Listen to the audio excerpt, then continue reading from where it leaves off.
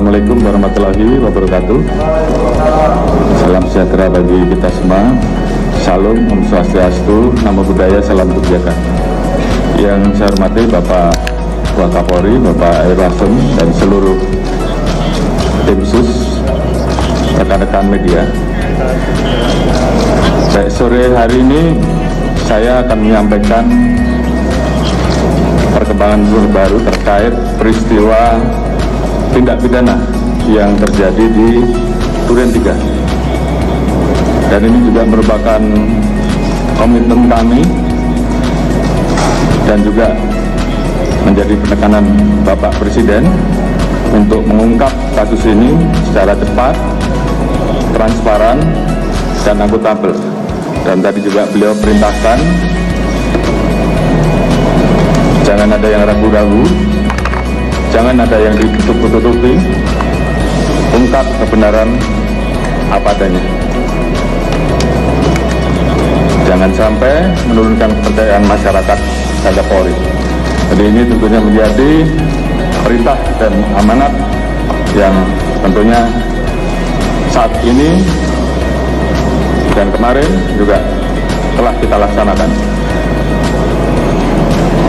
Tim sus telah melakukan pendalaman terhadap laporan awal tindak menembak antara Saudara J dan Saudara RE di Duren 3 yang ditangani oleh Polres Metro Jakarta Selatan, dan juga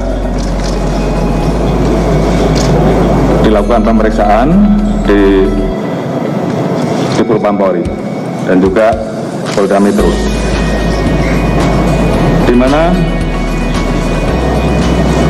pada saat pendalaman dan olah TKP ditemukan ada hal-hal yang menghambat proses penyidikan dan kejanggalan-kejanggalan yang juga kita dapatkan, seperti hilangnya CCTV dan hal-hal lain, sehingga muncul dugaan ada hal-hal yang ditutupi dan direkayasa. Oleh karena itu, dalam rangka membuat terang peristiwa yang terjadi, tim sus telah melakukan pendalaman dan ditemukan adanya upaya-upaya untuk menghilangkan barang bukti, merekayasa, menghalangi proses penyidikan, sehingga proses penanganannya menjadi lambat. Tindakan yang tidak profesional pada saat penanganan dan olah TKP, serta tindakan-tindakan tidak profesional lain pada saat penyerahan jenazah almarhum J di Jambi. Oleh karena itu, untuk membuat terang dan menghilangkan hambatan-hambatan penyidikan, beberapa waktu yang lalu kami telah mengambil keputusan penonaktifan Kapolres Metro Selatan, Karopaminal,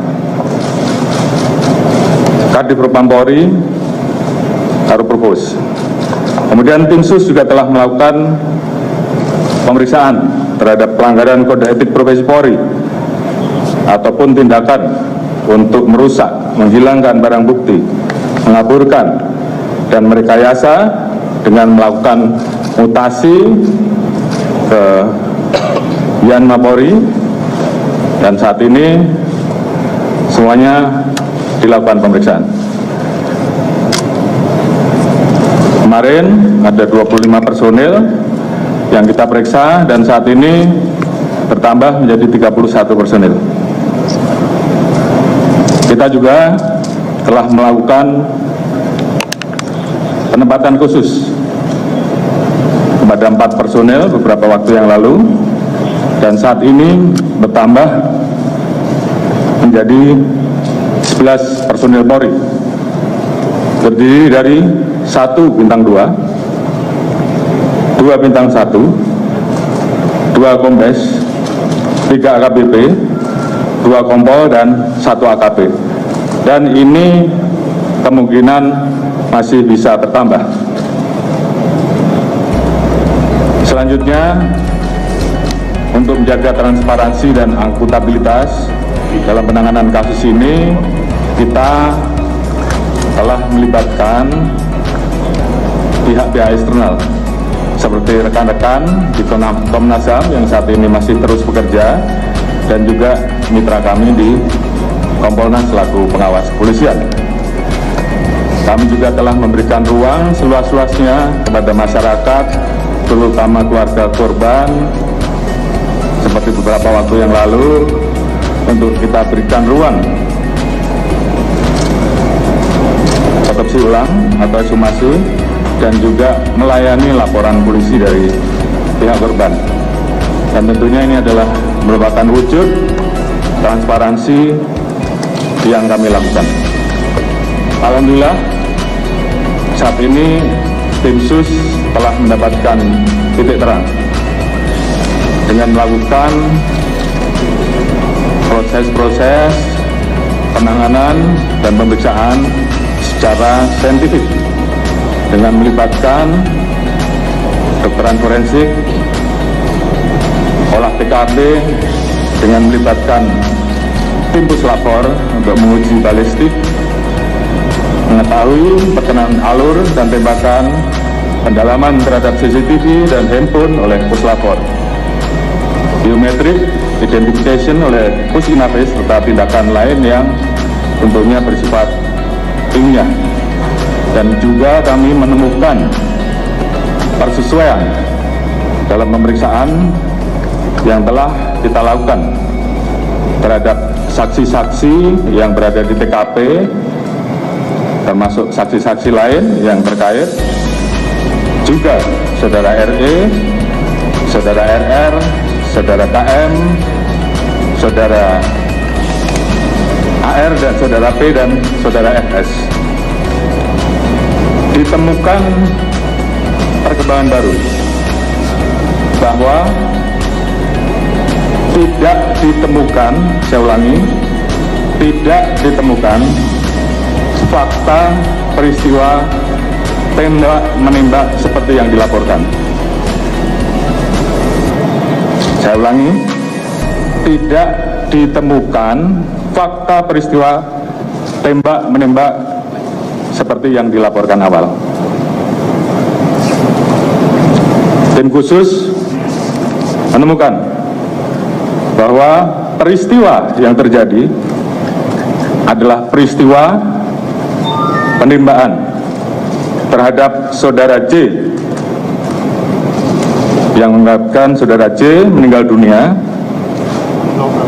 yang dilakukan oleh saudara RE atas perintah saudara FS. Saudara E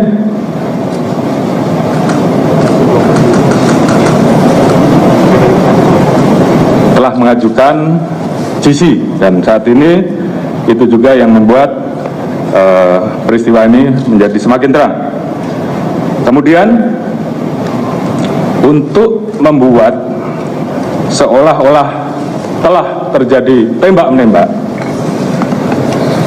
saudara FS melakukan penembakan dengan senjata milik saudara J ke dinding berkali-kali untuk membuat kesan seolah telah terjadi tembak-menembak.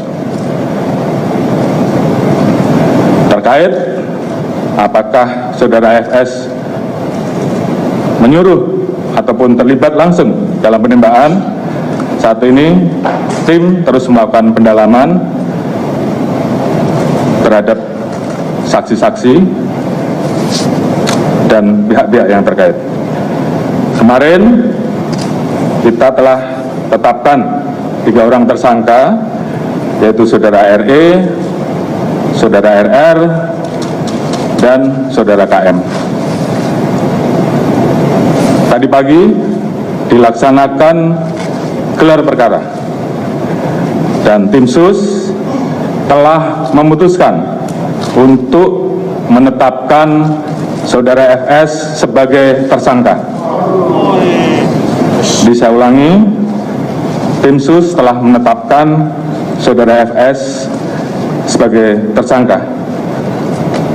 Terkait dengan pasal apa yang disangkakan dan proses penyidikannya nanti akan dijelaskan secara khusus oleh Pak Kabar Eskrim selaku tim penyidik, dan juga beberapa hal yang memang akan dijelaskan oleh Pak Irwasum sebagai Ketua Tim Sus yang mengawali bagaimana proses ini menjadi terang benderang. Kemudian motif atau pemicu terjadinya peristiwa penembakan tersebut saat ini tentunya sedang dilakukan pemeriksaan dan pendalaman terhadap saksi-saksi, termasuk terhadap Ibu BC. Terkait dengan penanganan oleh tim Irsus terkait dengan proses dugaan pelanggaran terhadap kode etik ataupun pelanggaran tindak pidana lain yang ditemukan selain peristiwa utama, nanti akan dijelaskan secara khusus oleh Pak Irwasum. Dan juga tentunya ada beberapa proses yang akan terus kami lakukan untuk melakukan audit. Mungkin selanjutnya saya serahkan kepada Pak Irwasum untuk mungkin bisa menyampaikan beberapa hal. Silakan.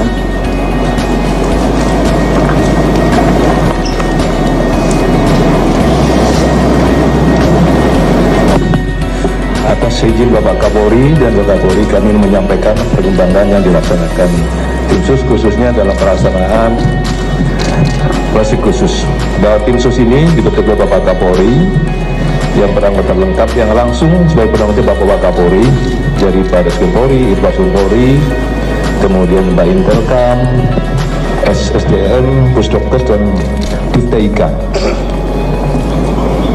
Kemudian Bapak Kapolri selalu menekankan pada saat rapat beliau menyampaikan kedepankan scientific crime investigation.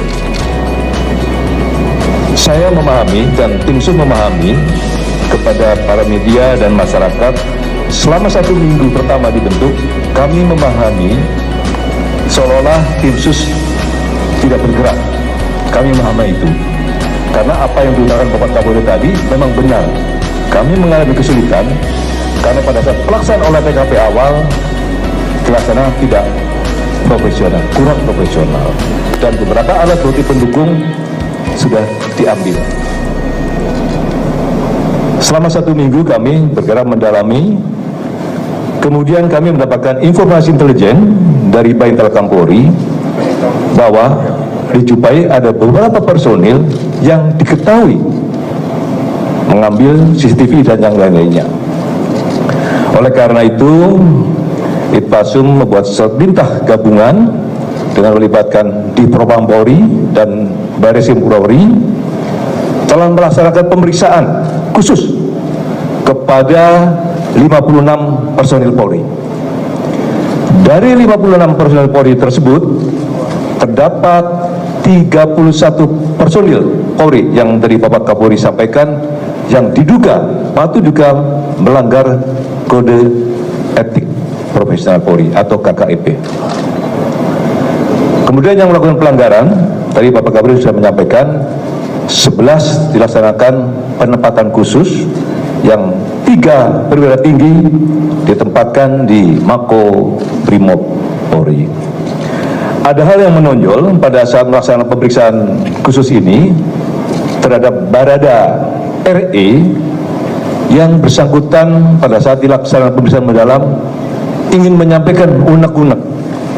Dia pengen menulis sendiri, tidak usah ditanya Pak, saya menulis sendiri. Yang bersangkutan menulis dari awal bahwa dia melakukan adalah yang bersangkutan, dengan dilengkapi dengan cap jempol dan materai. Dari itulah pemeriksaan Riksus, karena sudah ada unsur pidananya, maka kita limpahkan kepada Barreskrim Polri untuk melakukan tindakan penyidikan lebih lanjut. termasuk juga kepada Bribka RR pada saat dilaksanakan pemeriksaan khusus juga demikian. Adanya dugaan tidak pidana maka juga kami limpahkan kepada Baris Krim Polri untuk dilakukan pemeriksaan lebih lanjut. Kemudian kemarin kami melapor kepada Kapolri bahwa tim sus seluruhnya melaksanakan pemeriksaan mendalam kepada FS di Makobrimob. Setelah dilakukan pemeriksaan mendalam, maka juga telah ditemukan bukti yang cukup bahwa FS adalah melakukan tidak pidana. Maka tadi Pak Kapolri menyampaikan setelah gelar perkara dan sudah ditetapkan sebagai tersangka. Oleh karena itu, kami menjelaskan bahwa 31 personil yang melanggar kode etik Polri, dari Baris Krim Polri ada 2 personil, 1 Pamen, perangkat Pamen, dan 1 Pama. Di Propam Polri ada 21 personil, perwira tinggi 3, perwira menengah 8, perwira pertama 4 personil, bintara 4, dan tamtama 2 personil. Kemudian personil Polda Metro Jaya sementara ada 7 personil, perwira pangkat menengah 4 personil, dan perwira pertama 3 personil. Rekan-rekan sekalian, tim sus akan melakukan pengkajian bentuk gabungan dengan Ditpol Polri terhadap personil-personil yang diduga melakukan kode etik. Kalau nanti ada unsur pidananya, juga kita limpahkan lagi kepada Baris Krim Polri. Tetapi kalau hanya melakukan kode etik, maka tentu di Propam Polri akan melakukan sidang kode etik terhadap personil tersebut. Oleh karena itu, ke depan tim sus akan terus melakukan pemeriksaan khusus terhadap personil-personil Polri yang patut diduga melakukan pelanggaran kode etik terkait penanganan meninggalnya Brigadir J di Komplek Polri Duren 3. Oleh karena itu, kami juga tim sus mengucapkan terima kasih. Tadi Bapak Kapolri sudah menyampaikan kepada Komnas HAM, karena melalui beliau harus transparan.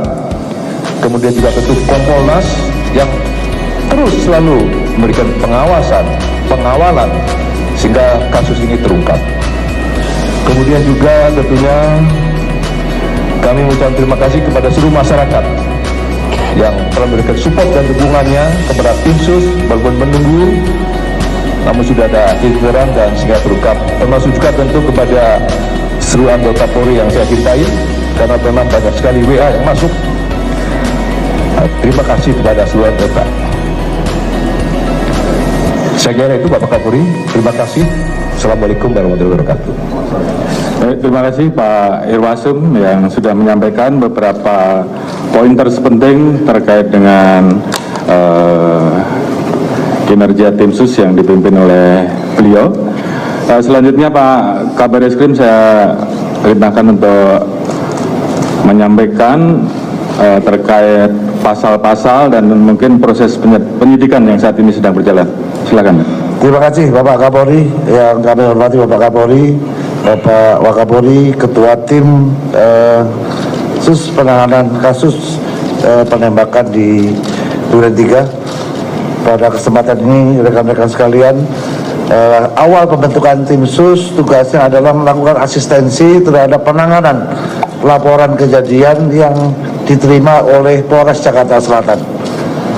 Kemudian mulai bekerja tanggal 12 Juli kami melakukan olah TKP selama 4 hari berturut-turut untuk mempelajari situasi dan kondisi TKP secara umum sampai hal-hal yang bersifat khusus yang melibatkan laboratorium forensik Polri, yang melibatkan Inafis Baris Krim Polri dalam rangka untuk memperoleh gambaran yang seterang-terangnya tentang situasi kejadian pada saat tanggal 8 Juli di mana dilaporkan ada kejadian tembak-menembak yang terjadi antara Brigadir Joshua dan Baradae yang mengakibatkan Brigadir Joshua meninggal dunia.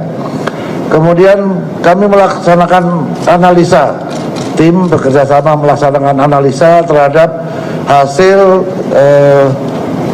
pemeriksaan atau otopsi yang dilaksanakan oleh kedokteran forensik Polri.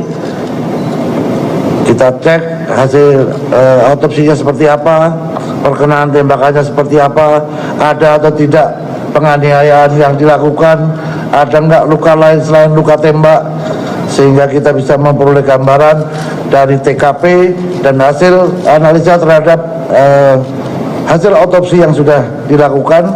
Kemudian pada saat kita melaksanakan olah TKP, kita juga berusaha untuk mencari sidik jari dan DNA di seluruh lokasi yang kemungkinan menjadi aktivitas orang-orang yang ditemukan pada saat pertama kali ada kejadian. Yaitu ada 5 orang, ada Ibu Putri, ada Pak Sambo, ada Kuat, ada Ricky dan Richard, serta korban Joshua.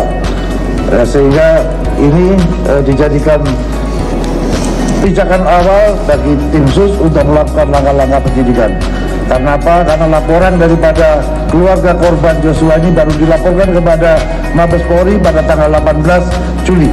Artinya kita menangani perkara ini dalam proses penyelidikan dan penyidikan untuk mengungkap kasus ini adalah pada saat mulai laporan diberikan oleh keluarga korban Brigadir Joshua ke Mabes Polri pada saat tanggal 18. Kita langsung melaksanakan pemeriksaan ke Jambi. Saat ini kita sudah periksa lebih kurang 47 saksi yang terkait dengan kejadian ini. Kemudian kita juga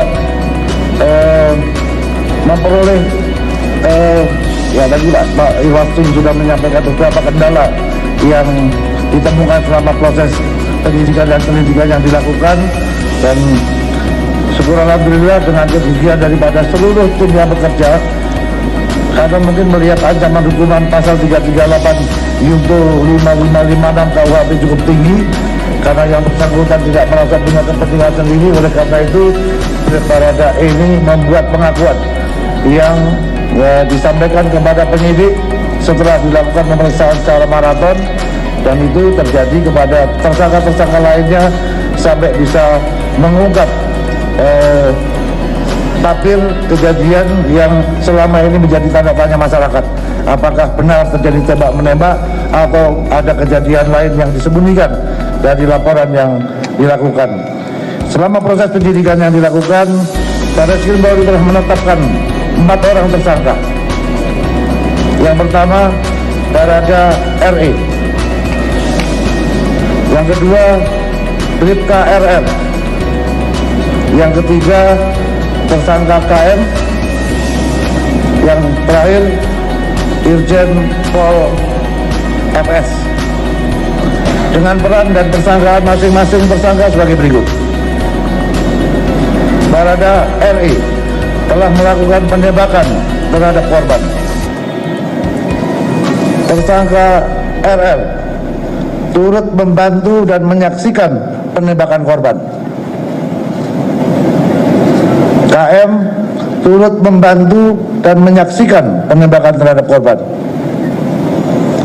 Irjen Pol FS menyuruh melakukan dan menskenario peristiwa seolah-olah terjadi peristiwa tembak-menembak di rumah dinas Irjen Pol Ferdi Sambo di Komplek Polri Duren 3. Berdasarkan hasil pemeriksaan keempat tersangka, menurut perannya masing-masing, penyidik menerapkan pasal 340, subsidiar pasal 338, junto pasal 5556 KUHP dengan ancaman maksimal hukuman mati, penjara seumur hidup, atau penjara selama-lamanya 20 tahun. Demikian Bapak Kapolri yang dapat kami sampaikan. Mudah-mudahan ini bisa memberikan jawaban kepada masyarakat atas keseriusan institusi Polri untuk menjaga marwahnya kepada masyarakat. Terima kasih. Wassalamualaikum warahmatullahi wabarakatuh. Baik, terima kasih Pak Kabar Eskrim. Jadi rekan-rekan, saya kira sudah jelas tadi persangkaan pasalnya. Pasal 340, saya ulangi, pasal 340 subsidiar pasal 338, junto pasal 55 dan 56 terkait dengan 4 orang yang tadi sudah disebutkan, dan tentunya ini akan terus dilaksanakan pemeriksaan tambahan. Tentunya langkah-langkah dari tim sus ini adalah merupakan wujud komitmen Polri untuk mengusut tuntas perkara ini secara akuntabel, jujur, terbuka, transparan, sesuai dengan harapan masyarakat dan arahan Bapak Presiden untuk mengusut tuntas. Jangan ragu-ragu, jangan ada yang ditutup-tutupi, ungkap kebenaran sehingga dapat dipertanggungjawabkan. Terkait dengan hambatan upaya untuk menyalahkan barang bukti, saya minta kepada tim sus juga lakukan terhadap saudara FS. Apakah ada perintah dari yang bersangkutan, dan tolong segera laporkan hasilnya. Kemudian tentunya tim sus, karena ini sudah menjadi perhatian publik, saya minta untuk betul-betul segera bisa diselesaikan, terus bekerja keras sehingga betul-betul kita profesional, akuntabel, dan tentunya pendekatan saintifik yang tentunya akan kita pertanggungjawabkan betul-betul bisa dilakukan dengan profesional. Dan harapan kita semua tentunya kasus ini bisa segera tuntas dan segera kita limpahkan kejaksaan untuk segera bisa diproses sidang. Kemudian terkait dengan temuan-temuan pelanggaran kode etik maupun pelanggaran pidana lain yang ditemukan, agar segera dituntaskan dan segera diproses, apakah itu dengan proses pidana atau proses etik untuk segera bisa di sidang etik, ataupun segera dituntaskan untuk diproses dan diajukan ke kejaksaan. Tentunya ini menjadi komitmen kami, komitmen Polri untuk betul-betul bisa menjaga marwah dan nama institusi Polri.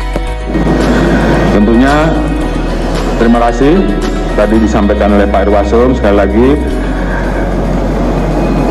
dukungan dari masyarakat, support dari masyarakat dalam memberikan semangat pada kami untuk mengungkap agar fakta ini menjadi terang benderang, dan ini bagi kami merupakan bentuk kecintaan terhadap institusi Polri.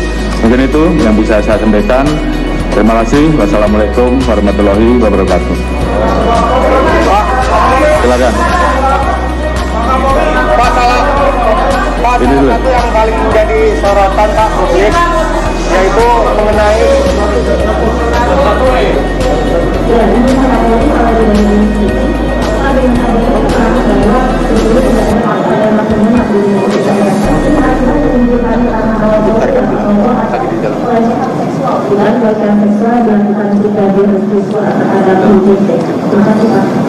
Baik, tadi sudah saya jelaskan bahwa terkait dengan motif, saat ini sedang dilakukan pendalaman terhadap saksi-saksi dan juga terhadap Ibu Putri. Jadi saat ini belum bisa kita simpulkan, namun yang pasti ini menjadi pemicu utama terjadinya peristiwa pembunuhan. Untuk apa kesimpulannya, tim saat ini terus bekerja, ada beberapa saksi yang saat ini sedang diperiksa dan tentunya nanti akan kita informasikan. Namun yang paling penting, peristiwa utamanya, apakah tembak-menembak atau yang terjadi penembakan, ini saya kira tadi sudah dijelaskan secara terang. Silakan, mulai. Ya Pak, Pak mengenai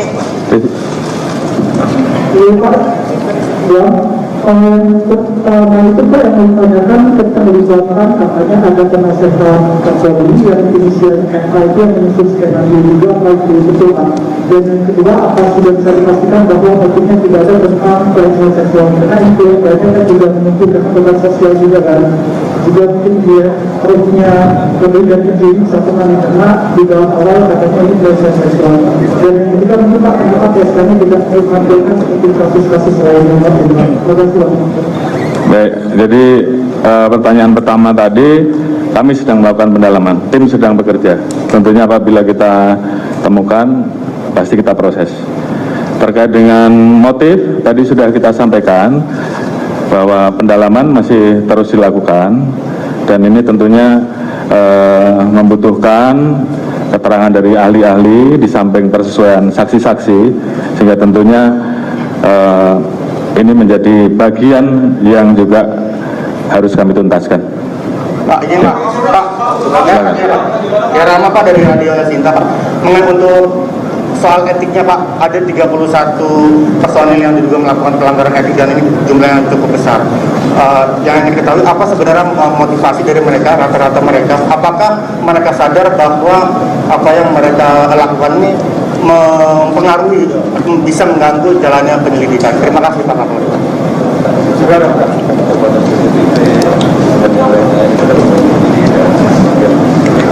Baik, tim Propam, tim Irsus dan tim Propam saat ini sedang mendalami apakah mereka sadar ataukah atas perintah, sehingga ini yang kemudian nanti kita putuskan apakah dia masuk pidana atau etik. Jadi ini akan kita sampaikan di berikutnya. Silakan. Satu lagi ya.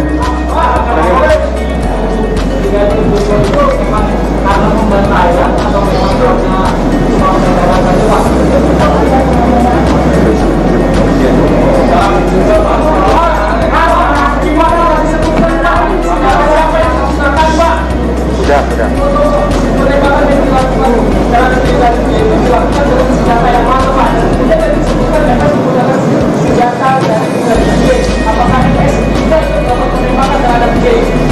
Tadi sudah saya jelaskan, penembakan terhadap Brigadir J dilakukan atas perintah saudara FS dengan menggunakan senjata milik saudara Brigadir R. Terkait dengan apakah FS ikut menembak, ini sedang dilakukan pendalaman karena ada beberapa pendalaman terkait dengan saksi, kemudian bukti saintifik yang sedang kita dalami, dan kemudian yang digunakan untuk melakukan penembakan ke dinding adalah senjata milik saudara J. Jelas ya? Saya kira cukup.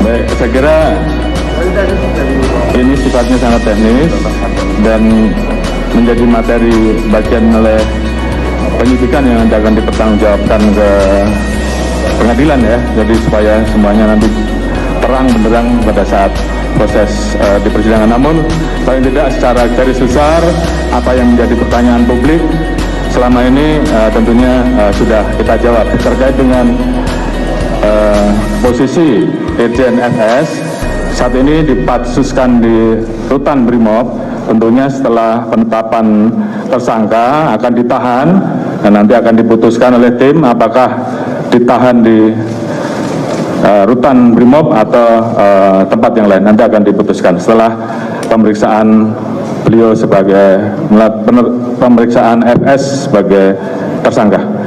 Baik, mungkin itu. Terima kasih rekan-rekan. Assalamualaikum warahmatullahi wabarakatuh.